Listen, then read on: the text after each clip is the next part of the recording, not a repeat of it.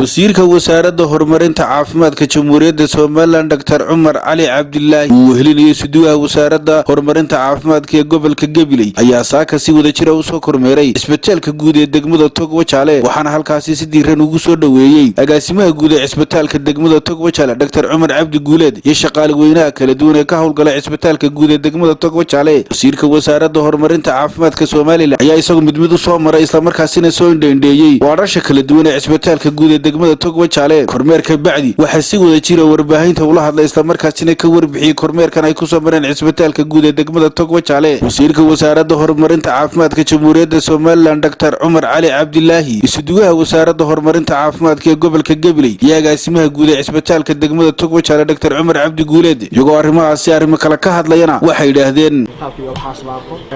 wasiirka waxaan ku soo dhaweynaynaa isbitaalka waa markii koobaad ee uu wasiirku yimaado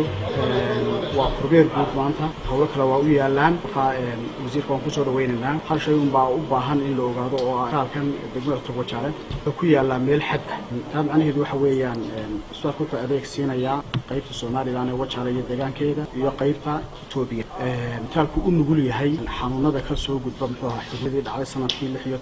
2016 iyo 17 shuban biyood wuxuu u baahan yahay saacad wasiir isbitaalku in awood badan inuu kalinagu u baahan yahay qoladaas daata heshiis baan kale oranaya wixii qalin ay u baahdaan maadaama tiyaatarka isbitaalka la furay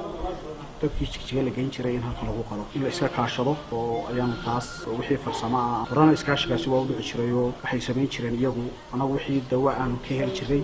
wixii qalabaan anaga siin jiray iskaashu labada dhinac buu ka socdo bulshadii baa isku mid ah xaqana waa soconayaan xaqana waa soconayaan isbitaalka talagalkiisii hore markii la aasaasay waxa la yiri ha noqdo isbitaal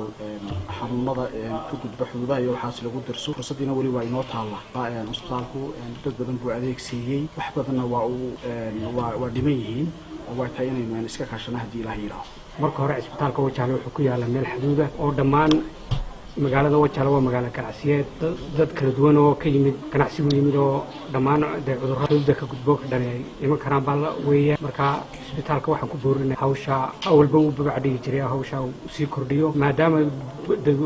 bawleeshka waxaan ku wargelinayaa Wajale maadaama imka tiyaatarka isbitaalku shaqeynay inay wixii qaliina ay keenaan oo isbitaalku u furan yahay oo qaliinka ka faa'iideystaan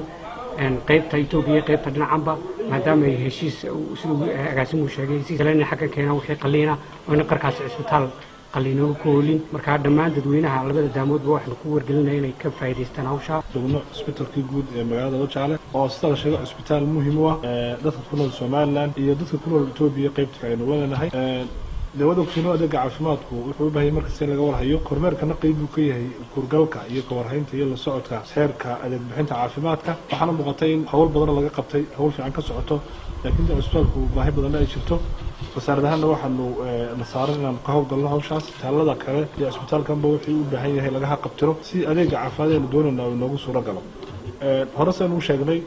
xanuunku uu gurguura dadka sida halkan waxa bay ku taalaa dhawaan anagu dhowr jeer baan waxaad ka talawnay oo hadlayaan muxuu maamulka caafimaadka ee kilka arintaas kullu waxa qasab ka dhigaysaa inaynu u diyaar garowno inuu noqdo isbitaal labada qaybood oo adeegi kara deegaanka magaalada Wajalaban iyo yareyn oo magaalo weyn oo u baahan adeeg caafimaad oo dalku hadii si sax ah uu shaqeeyo aanu ku filayn bas waxa weeyaan waxa isla waa arrin muhiim ah marna wasaaradda wixii tababar ah iyo qalab iyo dhisme iyo dib u habeyn baynu kala qayb qaadano qorshihii loo aasaasay isbitaalka oo soo rabsho kullu maamulka isbitaalka waxaan ku wacyi lahaa in isbitaalka halka ay joogan ka sii qoroga sii qaadaan Khadar Cabdillaahi telefishinka caalamiga badda Cas 24 TV magaala ganacsiyeedka degmada Togwajale